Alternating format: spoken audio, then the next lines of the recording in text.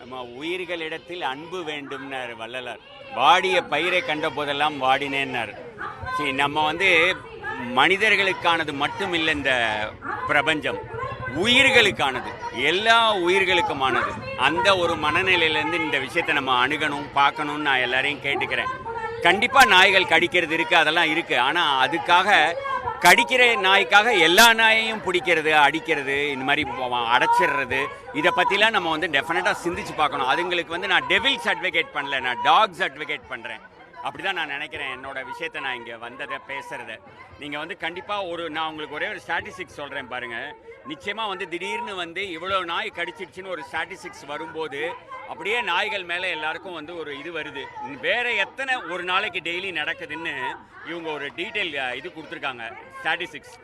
Rape cases approximately ஒரு நாளைக்கு 87 நடக்குது. டெத்ஸ் மர்டர்னால ஒரு நாளைக்கு அப்ராக்சிமேட்லி 80 நடக்குது. டெத்ஸ் ரோடு ஆக்சிடென்ட்னால 462 நடக்குது.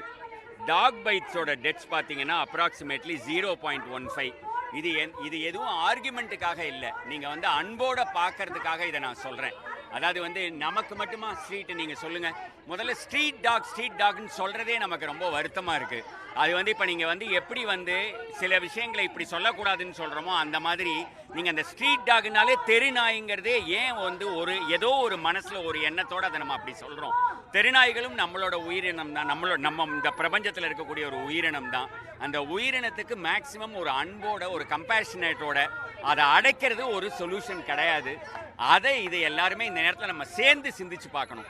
இது நான் யாருக்காகவும் தனியாக பேசலை, நம்ம எல்லாருக்காகவும் பேசுகிறேன். இது ஒரு பேரணி, தெருநாய்களுக்கான ஒரு பேரணி.